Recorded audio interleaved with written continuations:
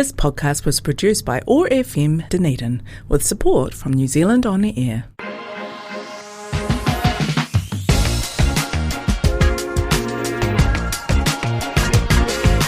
Welcome to the Local Election 2025, the OI podcast mini-series, brought to you by the Otago Institute for Arts and Sciences, the Otago branch of the Royal Society NZ Te Aotearoa. Our aim is to demystify the voting process, encourage participation in local democracy, and we present an apolitical political show providing information, context and background on a range of issues.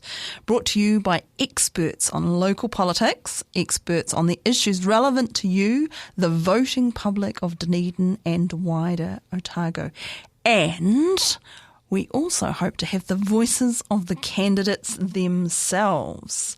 Kia ora, I'm Dr Barb, and I am very privileged today to have in the studio with me Professor Janine Hayward. And thank you very much for coming along, Janine. It's wonderful to have you back here. Thank you for the invitation. Thank you so much for helping with our politics. This is the first of our kind of basic politics series, because I thought one of the big things that's out there is new people coming into the system, people who may not have voted. I mean, you don't have to be 18, and some people go, a large part of their lives. But what we want to do here is encourage everybody to vote. Absolutely. That's part of our big mission here.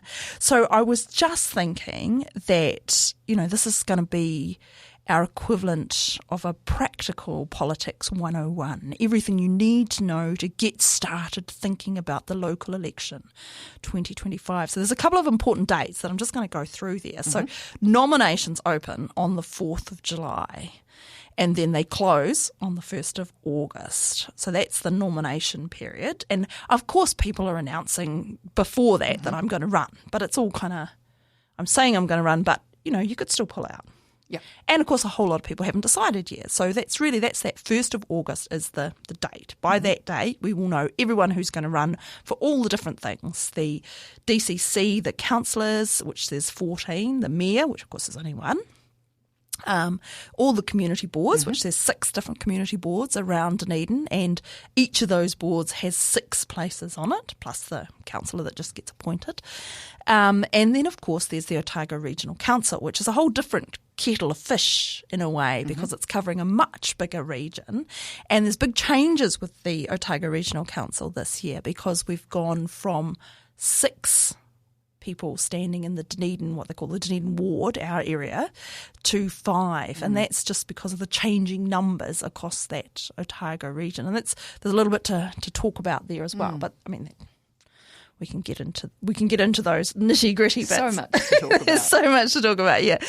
So what I thought we could start with, if that's all right with you, I haven't even introduced you. I should introduce you. Sorry. Oh my gosh. It was on a whole different page. I'm so sorry. So we're talking with Professor Janine Hayward from the Politics Department, University of Otago. Professor Hayward researches and teaches various aspects of New Zealand politics, including Treaty of Waitangi politics, New Zealand's constitution, electoral politics. Electoral politics? Yep, electoral politics. Electoral politics. Honestly, I don't know what's wrong with me some days. Just the words all just get mangled coming out of my brain. Environmental politics, local government politics, which is very relevant to this here. That's, of course, why we've really picked on you, and we thank you very much for coming along. Janine, you also work in comparative constitutional politics of Commonwealth nations and comparisons with Canada on Indigenous state relations, and you have a BA from Canterbury, a BA Honours, and a PhD from Wellington. Indeed. Homegrown. And that's what we want for politics, right? Because we do. No one understands. I mean, political systems, they are different all over the world. And that's kind of interesting, because there's a lot. I mean, of course, there's different types of governance structures. Like, not everybody has a democracy. And that's something that I think we really take for granted when we live in a democracy. And I think really we shouldn't take it for granted. No, we should not. Because it's that famous saying, and I forget who said it, maybe it was Winston Churchill, democracy, it's terrible. It's the worst form of government except for all of the others. Exactly. And, for all the complaints that we have about government at all levels, local, regional and national, we are so lucky. We are. To have the democracy that we have now and the ability to vote. New Zealand's famous for having the first female votes in the world, and we should really treasure that and make sure that we are using, because people fought really hard to have those votes. Absolutely. So we should really treasure them and use them. Right. Get out and so vote. I'm going to pass over to you now, Janine, after saying to everybody how amazing you are. You've got all the expert. I'm going to let you do the talking. Can you quickly talk us through what you need to do in order to vote? You need to register through the Electoral Commission, which is very easy to do. You can either do it online or you can ask for help with that, ring up. And they will talk you through the process. If there are particular impediments to you being able to get registered to vote, what could they be? Well, if you're sight or hearing impaired, there are all kinds of ways to assist you with that. So, or even if English isn't your first language? Absolutely. First language? And the Electoral Commission produces all of its information in a number of languages. So they do their best to remove as many obstacles as possible. Yep. And that's just vote.nz? Yep, exactly. Just super simple, vote.nz. Super simple, and you can register online and then get along and vote. So again, we have very few obstacles on voting day too. We don't require voter identification. You hear a lot about that overseas these days. So we just run a very high trust system that you go along, cast your vote, and they cross you off on the register that they are dealing with, and then they and that sort of has your address as well, doesn't it? So you confirm who you are, you cast your vote, and they cross you off. So, of course, for local government, we're doing that through a postal ballot. Right. So that comes to you and you vote. So I've already had my letter and that confirmed that I was on the roll. Exactly. Because I guess that's a particular problem or challenge for Dunedin, because we have a lot of students here. So they may come to their postal votes. Yeah. And their address that's registered might be with their parents' address from before they left home, or it might be in if they're wherever they were before. We're in a different flat or something. Yeah. So if you haven't received those, the easiest thing to do is just to go online. Yes. Go to that vote.nz site. And what it may require you to do, if you're a student or living in Dunedin and haven't received that, it will have gone to your previous address. So for students, we know that that's often their home address. Right. And if they're happy to vote in that election, then that's fine. But if they want to be able to vote in Dunedin's local government election, they need to change their electoral address, residential address, to here, and they'll be eligible to vote. And that makes sense, right? Because you're living here. You're part of this community. You're part of this society. I know. We know it's a bit of an obstacle for students, though. They often feel that they're not here for a long time. So if they are about to leave Dunedin, for example, if this is their last year and the local government election is being held, a lot of them will think, I don't think it's my place to vote in this. But I would say make sure you're voting somewhere. Yeah. And I think your experience as a person who has lived in Dunedin can be enormously valuable in terms of who gets elected. Because you could also get the opposite as well, like someone who's here as a first-year student and they're like, well, I don't really know the scene, I don't know the people. And that sort of means that you have a deficit of students who are voting in this area because, if you take, all the students live here and even though it's different students over time because students, you do however, and not everybody does 3 years. Like some people do a postgraduate, so you're here some people come and stay forever. That's true. I mean, and some people just find the love of their life and then stay here because that's the time of your life where you're looking for the love of your life. I guess. I shouldn't say that. People continue to look. Anyway, but I think for me, I would advise people the easiest way to kind of weigh out where you should vote is where you're living now on election day and just treat it a little bit like census. So the New Zealand census that comes out every 10 years, sometimes a little bit moved around if it's a COVID year or something. Yeah.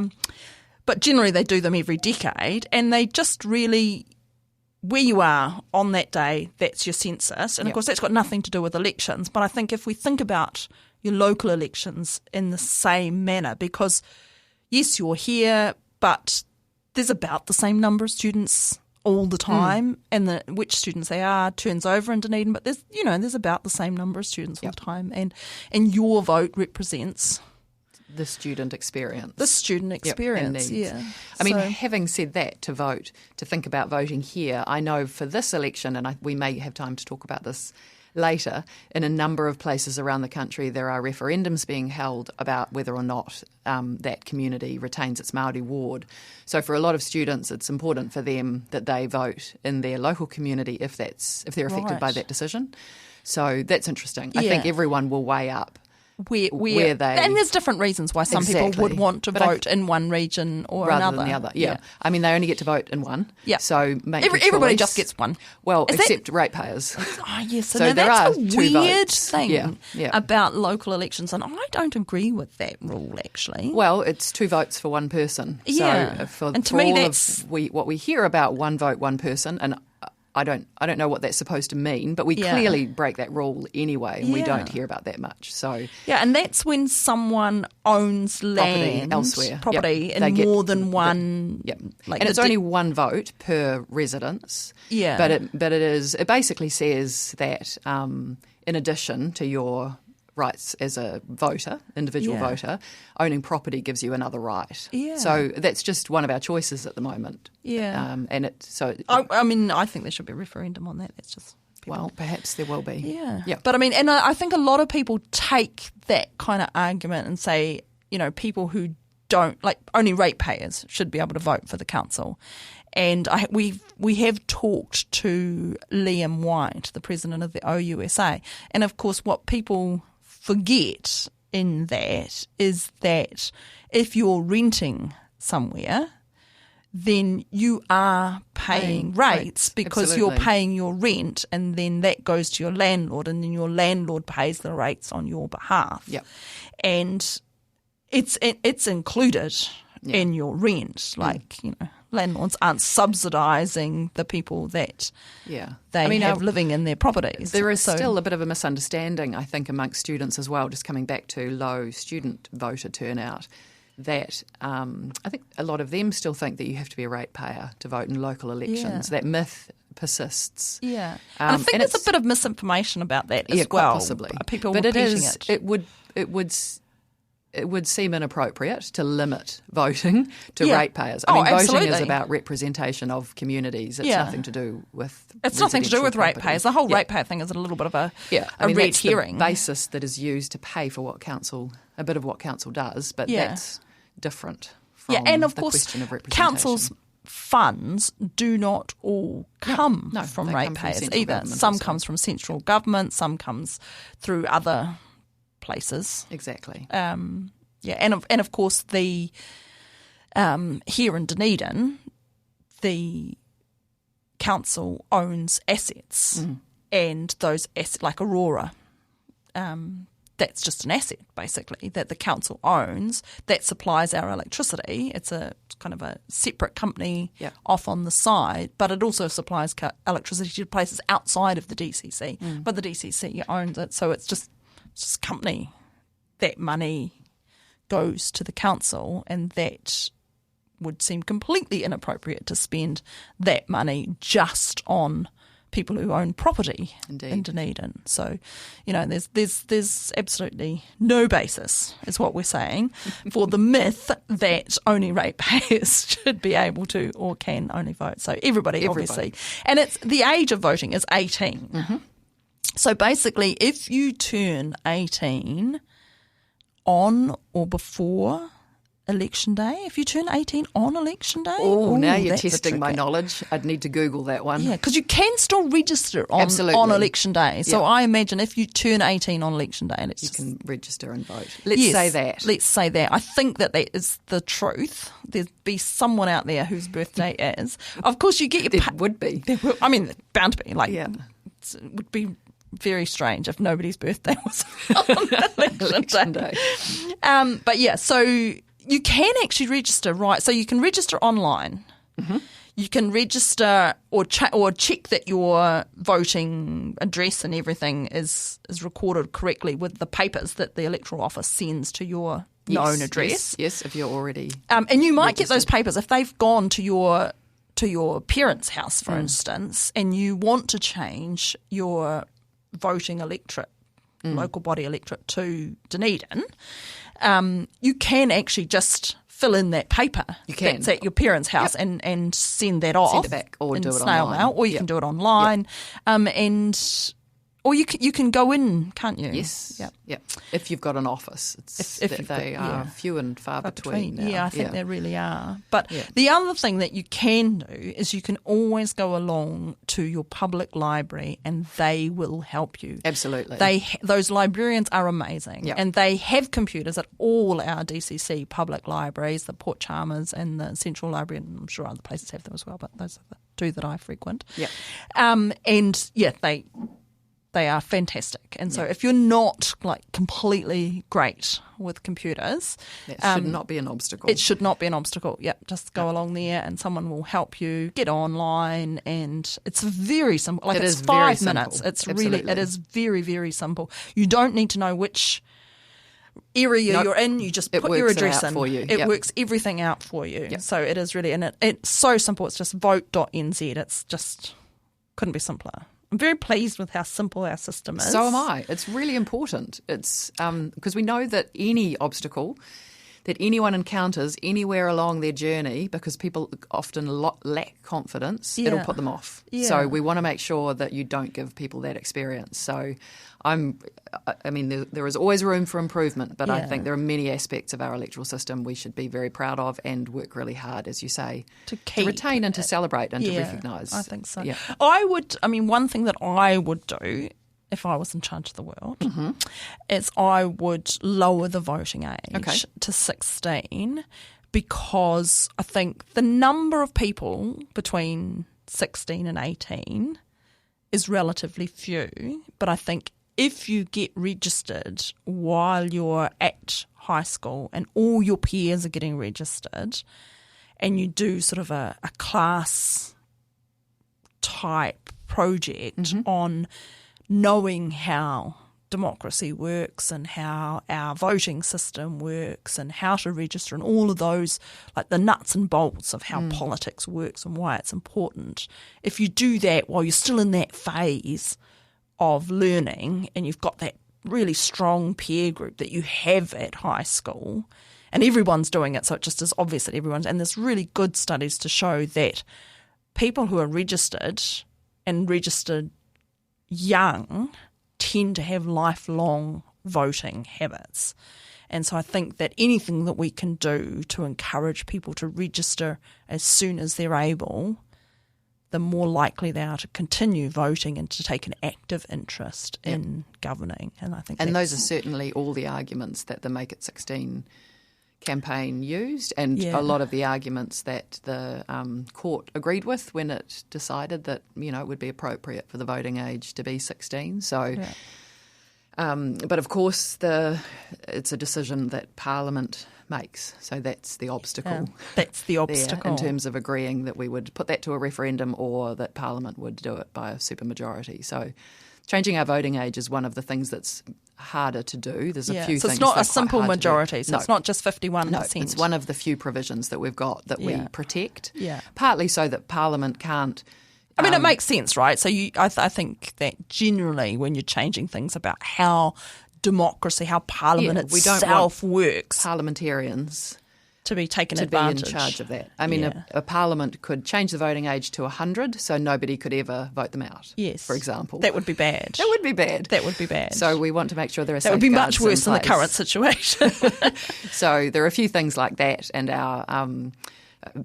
Other parts of our electoral system, our electoral system, our MMP can't be changed. So there are a few things that are protected from a simple vote in Parliament, which is good. Yeah, and it's interesting, and we'll get back onto that because MMP and the way that you actually vote for local elections and for central elections are very different. Very different. Because it's very different types of elections. It's very different types of elections, and that I think is a little bit confusing in itself to people, and particularly this year because the Otago Regional Council are changing the way that they have previously voted. Yes, so that makes things much easier for It's going to Dunedin. make things much easier because you're voting the same way for the whole paper. So it's STV for everything. the ORC and So the DCC don't tick and anything, the community boards. rank. Everything's got just ranked numbers. If you can count to 10, you can do STV. Absolutely. I can make a little jingle, but I'm not really a jingle person. Give it a go. So just going back to that, who can and can't vote. So obviously age, there's all this talk, but it's basically if you're 18, as soon as you turn 18, you can register. You can pre-register from when you're 17, actually. Oh, really? Yes. Oh, I so didn't know if you're in the that. mood, once you've turned 17, so that as soon as you turn 18, you are then automatically registered. Yeah. So, yeah. And it's important that you are registered, like, don't leave it to the last minute. Don't leave it to I the would last minute, say. but thankfully the system now allows you to leave it to the does last minute. It does allow you to, but And it's systems not a go down at the disadvantage. last That's minute, true. and things come up and get in the way. So just in the whole theme of removing as many obstacles as we can, and what I think is a great idea, like you can vote by mail, so everyone should get their their voting papers on or about the 9th of September this year for the local body elections. But then, of course, you can still go to polling booths. Yes. Which I like. Yes. And I think there's a lot of people. It's sort of the community, I think, is kind of torn in two ways between those who feel like elections, you should go there in person, and those who like to fill everything out in the calm of their home. Or do it before election day. Or do it before election day. I don't like to do it early. I like to do it on election day in case something happens Right. in that gap. So Right. you get so your you leave it right up. So I you've leave got it right. all the information you could yes. possibly have. Yeah, exactly. And there are lots of people who feel that way. Because I feel like, what if we hope that people who are standing, something dreadful doesn't befall them. But, could be scandal. That's could true. be breaking extra Things news. can change. Things can change. Yep. They say in politics a week is a long time. That's true. But I think, And I also think there's something special about election day. So this year, it's always a Saturday. I'm right there, don't I? And this year it is the 11th of October. So you actually, from the 9th of September until the 11th of October, it's quite a long, drawn out time period that you've got to you've got your papers there, you think, so there should be no reason. And of course, if you get your papers in the mail and you lose them, You can get more. you can get more.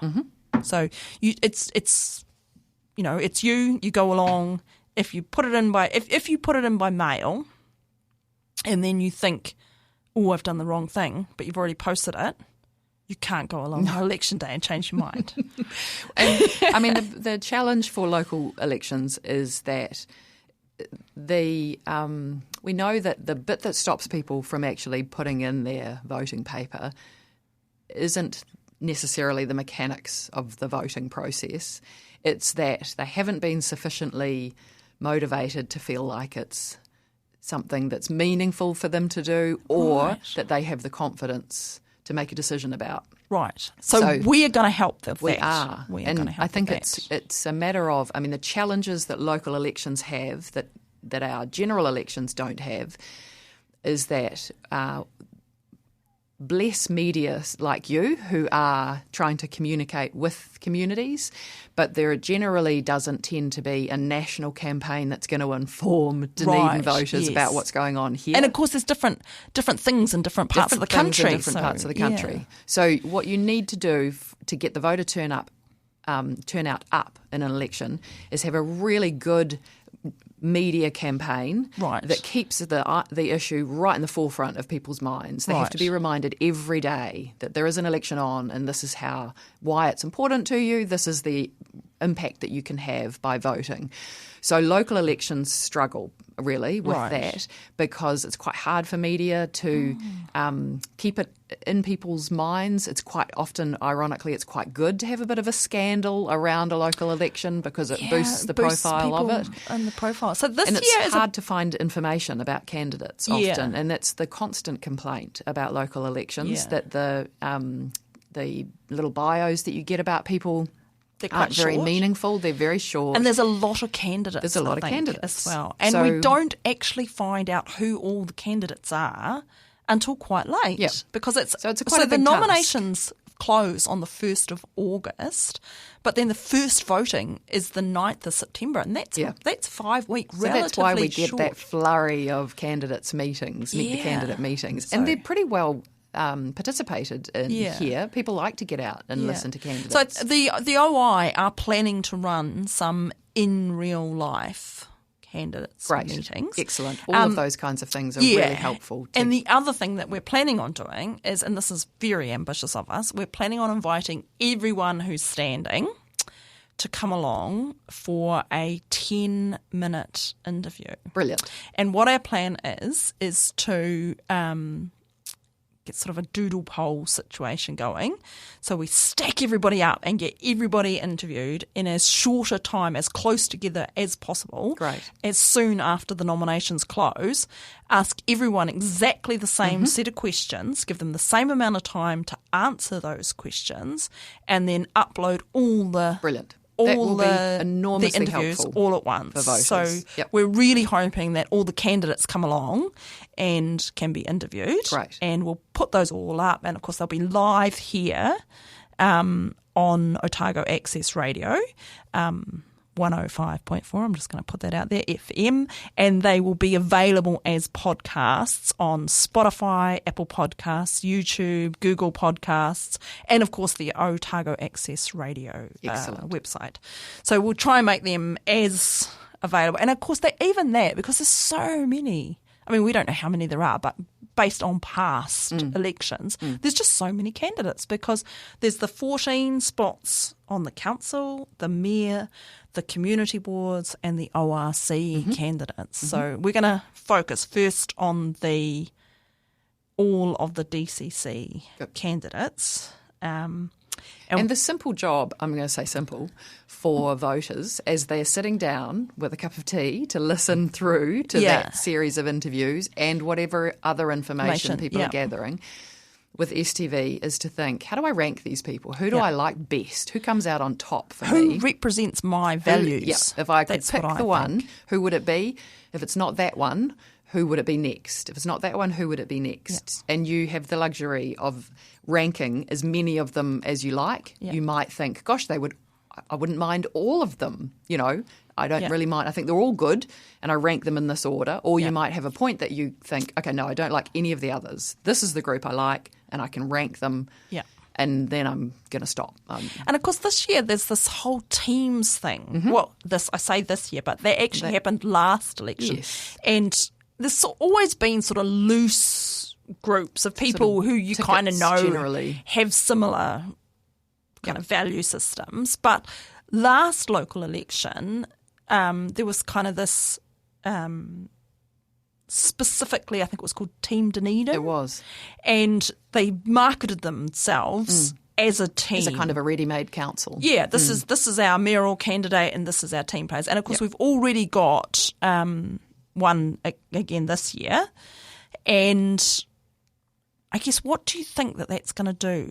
And I guess my really warning there, or my public service announcement, is just because the people are saying they're a team does not mean that you have to rank. No, you don't have to rank all of the people in that you team. You pick and choose who Absolutely. we want. Yeah, so, you're not limited by that. So what they are trying to do is make the most of the fact that, unlike when you're voting under first past the post, where you can kind of split the vote, right? Yeah. So you've got to worry about what everyone else votes for under first past the post. So STV's superpower is that you can't split the vote like that. So they can run as a group and not disadvantage each other by running as a group. And they're obviously pooling their resources and boosting their profile and hoping that they can provide some kind of name recognition that will help voters to remember who else was associated. I liked that one. If this person's in the same group, maybe I would like them too. So it they've obviously decided that's a very effective strategy to use, and it's fairly common in STV elections to take that approach, to be honest. Because it's quite new for Dunedin, I think. It's just in its infancy here. Yeah, and it's used in different ways. So some of those tickets will be the idea that we have a group of people who don't necessarily agree. They represent a whole bunch of different views, but they know they can get along. They know that they will work effectively together. So what some tickets are, we represent diversity. We have somebody who, is a little more this way in their thinking, another person who's a little more that way. Other groups or other tickets or teams do campaign on the fact that they all approach something from the same position. Yeah. So it just depends really on how they're putting that team together. Yeah. But it is a pretty common strategy using STV to do that. Yeah, and I think it's probably quite good to, even if you kind of think, oh yeah, I like that. It's a starting point, Yeah. I would say. So I would say if you're going to, you know someone from that team, or you've heard them speaking, you thought, oh yeah, no, that sounded reasonable. Yep. Then look at all the people. Absolutely. Well, we were just saying that it can feel like an overwhelming task. So the other thing that a team does is provide voters with a shortcut to thinking, oh, okay, that's quite tempting to just say, if I heard that person speak and I trusted them, maybe I should trust that they're working with other people that I would feel the same way about. So and they're of course, hoping that you being will... devil's advocate, you can of course go the other way and say, I did not like that person, so I won't rank anyone that I saw on that ticket. I'm That's not going, exactly right. Yeah. And you can really... voters really like those shortcuts rather than having to think through and get lots of information themselves. It makes me a little bit uneasy though, because I feel like you could get councillors who were on the ticket, but really, you're trusting that whoever's put together that team has thought about it. You're giving your trust to them. So I suppose as in opposed that case, to kind do of your own making homework. So don't trust the team. If you hear one of them speaking and you think, I liked what they had to say, I'd vote for them. Just do your homework as you would with the other candidates, because as you said, you can vote for whoever you want. You can only vote for one person in that team if they were the only person who impressed you, and then spread your vote elsewhere. Yeah, it's funny, isn't it? There is quite a lot of talk about central government parties and people being on, because I think ACT has announced this year that they're going to run candidates. I don't know if they're going to do it in Dunedin or not. We'll know that when nominations close. But they've announced that they're going to run candidates. The Green parties quite often run candidates. The Labour parties run candidates. Some parties do, some parties don't. Some do in some elections and not in others. But I think there's quite a lot of misunderstanding about how that works. And I wondered if you had thoughts on that. Well, again, it doesn't really do anything in the technical sense. It just is another one of those shortcuts for voters. So if you're a voter who votes a particular way in general elections, a shortcut for you when you're trying to work out who to vote for is if you see that party endorsing a candidate, the thinking is that will encourage you to vote for that person. Yeah. So it doesn't really matter that they're part of that. It's not like then that central government is telling them how to vote. And they're not speaking on behalf of the party when they're a councillor. Right. It just is a way for a voter to try and guess how they would vote on council. Yeah. What their how politics are. How I vote personally in the national elections is quite a good indicator of who I am as a person and what values and what things. And, I imagine that, I'm not standing, just to make that clear. Are you about to announce your candidacy, Barb? I'm not standing at all. No, I was just saying, using the me as a thing. But if people wanted to know about how I stood on various political issues, then knowing who I personally vote for, absolutely, or who endorses me as a party, is actually quite a good shortcut to that. And if you you could try asking your candidates that. Who do you vote for? They won't answer. Most of them won't answer. Yeah. So there is also a real allergic reaction to having political parties in our local politics. Very suspicious. Well, I suppose they would say it's everybody's right to not say. Oh yeah, absolutely, and we don't tend to like to talk about that. But it's also just a reaction to the fact that they don't want Wellington involved in local decision making. That there is a sense that it is it's different types of issues. It's a different way of making decisions in a council. Yeah, than and of course, having council doesn't political always agree with central government. No. There's a tension there between, especially around funding issues and regulation issues, where central government says that, like, basically pass a law that the local government has to do this. And then the local government has to pay for it somehow and research. So there is, there's obviously tensions there. And, particularly in Dunedin with the hospital, it's a perfect example of where there's tension. And there's been tension with when there was a Labour government, and then there was tension when there's the current government. Yeah, there's always local central government tension. There's always tension there. But it does surprise me how reticent we are to ask people who are standing for local body elections who you voted for. Yeah, they would think it wasn't relevant, unless they're standing on the party ticket, in which case it's out there for everyone to see because they're perfectly comfortable with people knowing what's influencing their thinking. What's influencing their thinking. But of course, they're not being held to account for any of the They could parties, disagree things. entirely. So a councillor who stands on a Labour ticket or a national ticket or an ACT ticket. They could agree or disagree with the hospital policy and be and they're not held to the account party. by No. I mean, to a certain extent, neither are MPs, right? Because they can always jump out of the party. I mean, there's there's more much self-interest involved in that. Yeah. But there isn't in local elections, right? No. So it's really it's just another way of a shortcut. So I think it's good to address that because it's part of the whole teams thing. Yeah, and people feel very strongly about it either way. They do. I get kind of like, I don't understand what your objection to this is really. And I see, like, it's just quite a thing. It is quite a thing. And I do wonder, and I don't know. I just sort of think, well, why don't you just say?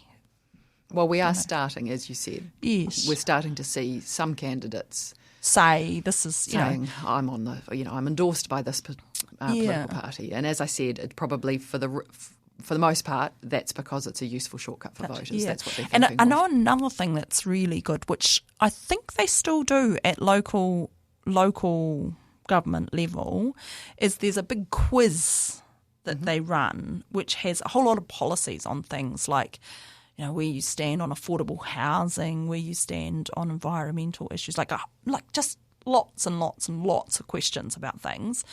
And it's all online, and they match it up with all the central government policies, what they say they stand for, how they would vote on these things.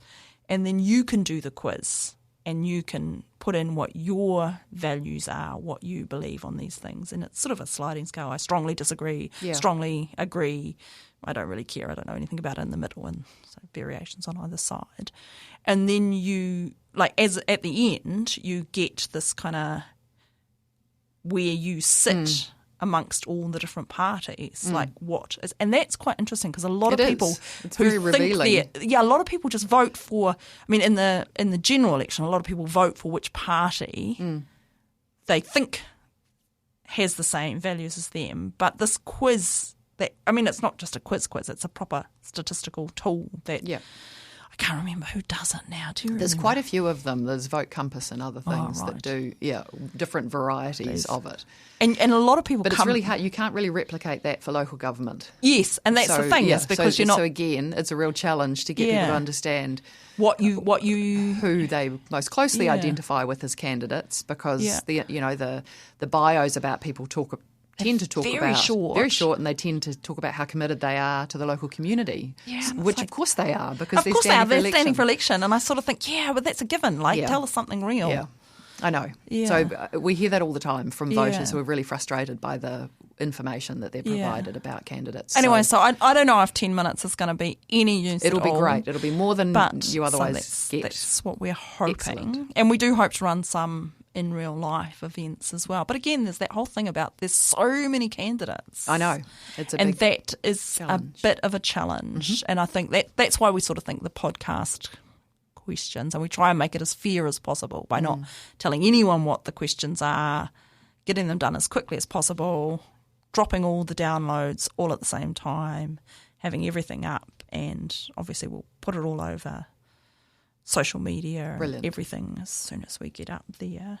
And I will let you, quietly, not on air now, submit a question. Oh, fabulous. Because you're the expert. Why would... Well, no, but I'm just a voter, really. So Well, yes, I suppose. voters would have good questions too, I'm sure. Yes, they do. So we've covered who can and can't vote, have we? Everyone over the age of 18. There's no upper limit, is Well, there? not everyone, but certainly if you can register to vote in the general elections, then you're eligible for local elections. So who can't vote? So you have to be either a citizen or resident for more than a year. So just go, if you're unsure, better to be safe than sorry, go online. We also have some of the most inclusive voting laws in the world. Right. So we let people vote quite quickly after they arrive in New Zealand and pass certain, So do you have meet to be a certain permanent thresholds. resident? Yes, for a year. Yes. So you have to have been a permanent resident for a year. Yeah. Or a And citizen. yeah, exactly. Yeah. So jump online and check the rules Or if you're just uncertain born here, about then it. you're fine. Yeah. There's no health requirements or anything. So No, you can't currently have been in a mental health institution. You can't be institutionalised for those reasons. At the and time. vote at the time. yeah. And But of course, if you've got a clean bill of health. Yep.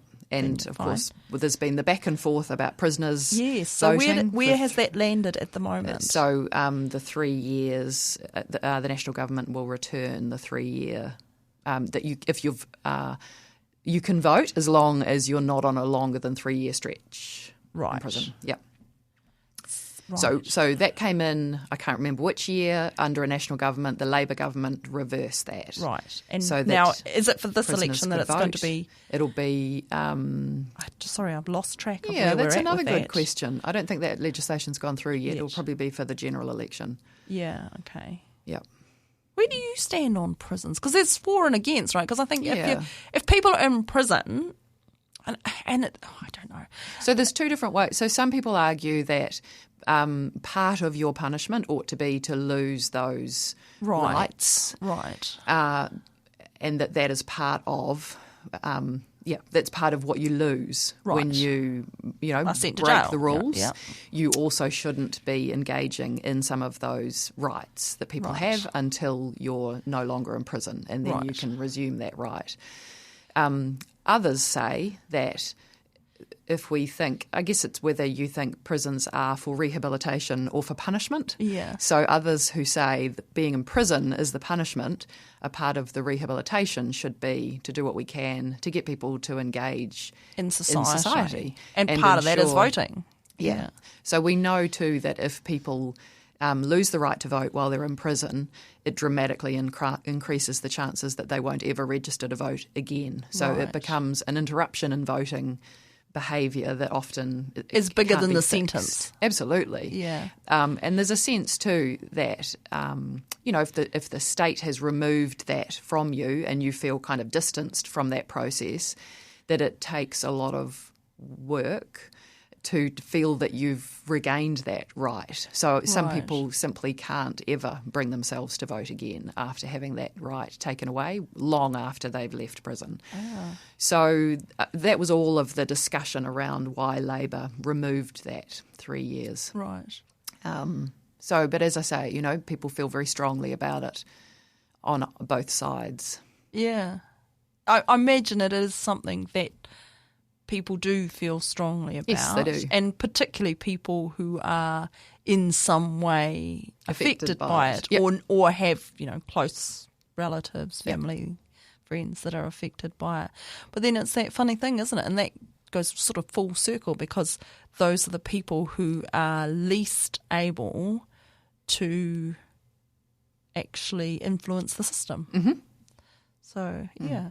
So just wanted to come back. So the registering, that's who can and can't vote, and that's just that vote.nz online or through those papers. Just get the registration and do that as soon as possible. And I think a really good, this isn't my idea, but I think a really good thing to do is just to ask your mates. Absolutely. Are you registered? Absolutely. If you just say, just say, don't just do it. Don't just register yourself, or don't just think about your own voting. Yeah. Do it as a group, as a cohort, because we know that is such an important part of the voting process. And so you've still got your own vote, right? Absolutely. You've still got your own thoughts, who you're going to vote for. It's a social process. But it's really good to talk about it and talk about all the different candidates and what they stand for, and just get as much information as you can.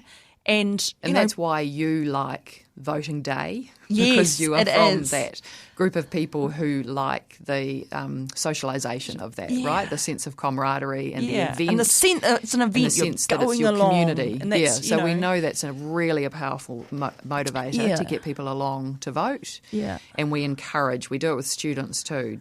When you go to vote, take a friend with you. Yeah. When you go to register, take a friend with you. Ask your friends if they're registered and to vote. And it's a great thing for study groups to do. Absolutely. Or clubs, if you've got a knitting club or a men's shed on their way back from training, anything in the like car, that. Just all go together and register to vote or cast your vote.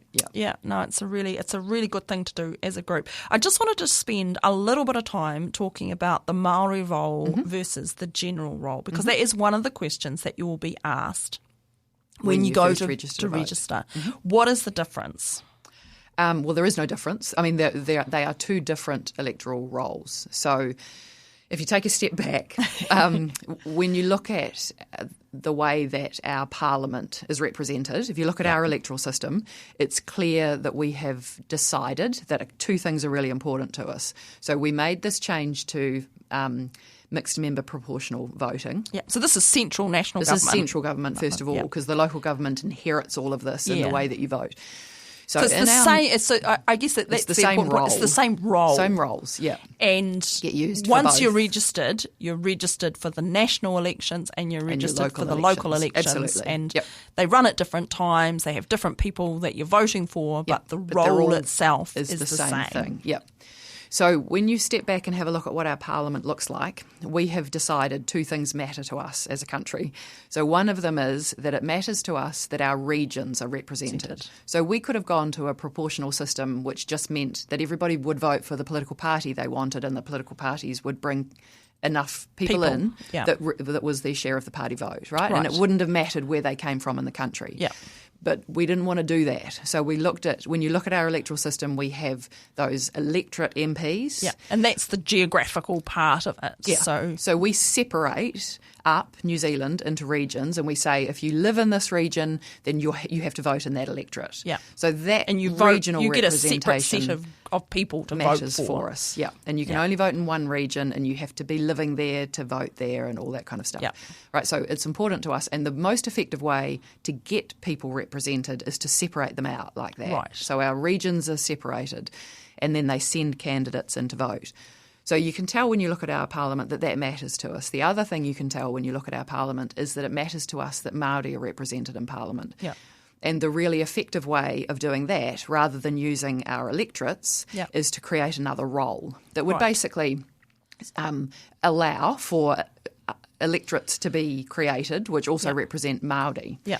So that's sort of, it's like two layers of it. So you've got the whole of New Zealand. The whole of New Zealand laid out, and then you've got electorates. one layer that's the general roll and one layer that's the Māori roll. So the separation between Māori and general roll is required to ensure that Māori have representation in Parliament. So, but still, it's exactly the same. It's the same, totally, and people only get to be on one of those roles, right? Yeah. So you only get one vote. Absolutely. Unbelievably, there is still some confusion about that. Yes. No, it's exactly the same. No, it's not that it's not fair. It's not that there's preferential treatment. No, it's just a choice. The only thing that's probably not fair about it is that the Māori electorates aren't protected in law. So we have said, we were talking before about what Parliament can and can't do. Right. So we protect our general electorates. Parliament can't change the number of general electorates we have, but it could abolish the Māori electorates tomorrow if it wanted to. Oh, that is unfair, does it? Yeah. So one of the things that you want to ensure in electoral systems is that everyone's treated the same. The same, So that's inconsistent. Right. And they have been there for a long, long time, 1867. 1867. See, That's a while. that is a while. 1867. Indeed. I mean, that's before we had the women's vote, right? Yeah, exactly. Yep. So, I mean, a good while before. Yeah. So that was really, I mean, it was close to the Treaty of Waitangi. It's not that long after. It's, No. it's a generation. And part of the reason that they came into being was because of the rules about who could vote at the time excluded Māori, not because Māori weren't allowed to vote, but because they didn't own property. Right. So by the 1860s, it was pretty clear that Māori weren't able to vote because of the way that they communally owned land. Right. So part of this was for the general elections, not for local elections. Yeah, exactly. So the Māori electorates were established to get around that so that Māori could be elected to Parliament without being individual landowners. Yeah. And then of course, we changed that because we thought, what are we doing with I know, a system right? where only What does that people who matter? own land are allowed to vote? So that went a long time ago as well. So, and of course then we, also about the same time said, hey, maybe the females out there might like to vote. Indeed. Anyway, so I think it's fabulous that it's one of the proudest things. One of the things I'm most proud of New Zealand is that we were the first country in the world to give women the vote. Yeah. So one of the things, just to come back to the Māori electorates, the reason that I emphasise the fact that we separate things is because one of the objections that you hear to the Māori electorates is that they're separatism. Right. So I guess that's my point. In electoral politics, you do have to separate people in order to include them. Yeah. It's about representation. It's no more a separatism than to have Auckland separated up into different electorates. Yeah. So we could say the Dunedin and Taieri electorates. Isn't that separatism? Well, yes, it is, because that's how you ensure that people have representation. Yeah. So, yeah. And of course, you have to make sure that those electorates have approximately the same number of people because you want one person's vote to weight the same amount regardless of where it is. And that's a bit tricky. So they're doing at the moment this boundary reshuffling thing, which is exactly for that reason. And that, again, is a really important part of the history of the Māori electorates, that just before MMP came in 1993, that rule didn't apply to Māori electorates. So the Māori electorates had kept getting bigger and bigger and bigger in population, and they hadn't increased in number. So by the time MMP was introduced, there were almost 3 times the number of Māori in the Māori electorates than in general electorates. Wow. And it was hugely discriminatory. That is so hugely it's not a proud discriminatory. history of the way that those electorates were administered in the past. Yes, it is a bit now that's all been fixed. So the Māori it's been electorates fixed. The But Māori not electorates completely have fixed. the same number of people in them. More or less. More or less. And not quite. I looked at it online. Sorry, I shouldn't disagree with you. Well, but I looked at it online, and because I was looking up this whole boundaries thing. Because of course, and again, I'm going down a side quest here because it doesn't affect the local elections. No, it's that's true. It's a We've general got a wee bit election. off It's a task. general elections thing. But people will see it if they start thinking about the elections and they start looking online. Yep. You will find information about the boundaries, and you'll think, how does that affect us? It doesn't affect the local elections at all. And I guess that's the point too, that in Dunedin, because we don't have a Māori ward, people are... Yes. And there's this whole thing about Māori wards this elections, right? Yes. And I just did want to touch on that quickly because why don't we have Māori wards? Do you mean in Dunedin? In Dunedin. Why do we have them in other... I mean, why we have them in other local body elections is the same reason as that we have the Māori electorates. Yes. And That it's to those ensure that there's communities representation. have decided, And yes. a lot of communities have them. But this election, it's a big thing because a lot of councils are having to being... hold a referendum. Are being forced... as a mandate from central government to hold a referendum to say, do you still want these wards? Yep. And again, that is another provision that's very discriminatory because it's only the Māori wards that poll applies to.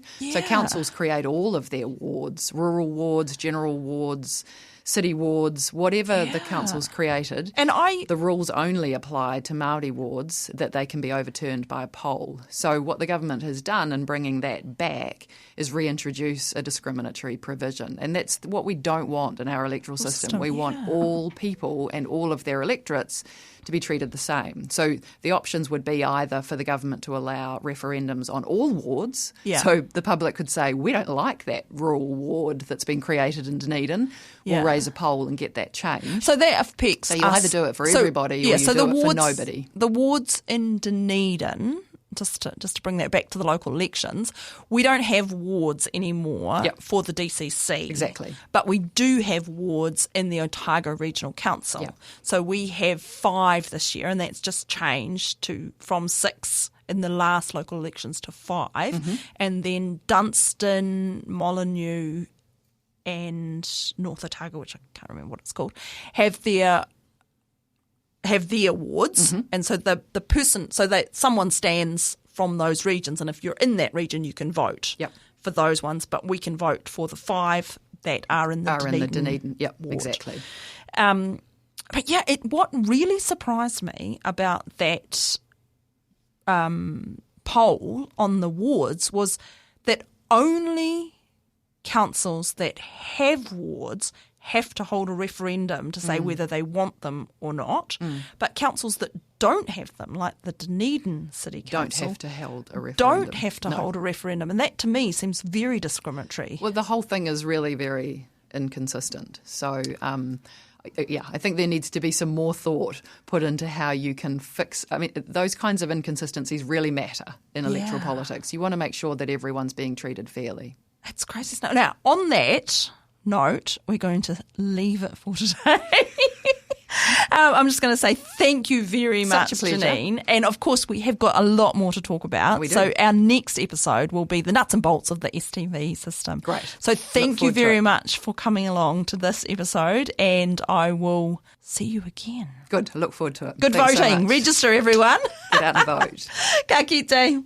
The Otago Institute for Arts and Sciences presents the Local Election 2025 special. Our aim is to demystify the voting process, encourage participation in local democracy. We present an apolitical political show, providing unbiased information, context and background on a range of issues. A refresher course on how to register, how to stand for election or nominate somebody else, how STV works and how to make sure your vote represents your values. Brought to you by the Otago Institute for Arts and Sciences, the Otago branch of the Royal Society NZ Te Aparangi. Available on podcasts wherever you listen and from the Otago Access website, oar.org.nz. You can support this local election special by becoming a member of the Otago Institute for Arts and Sciences, the Otago branch of the Royal Society Te Aparangi. This podcast was produced by OAR FM Dunedin with support from New Zealand On the Air.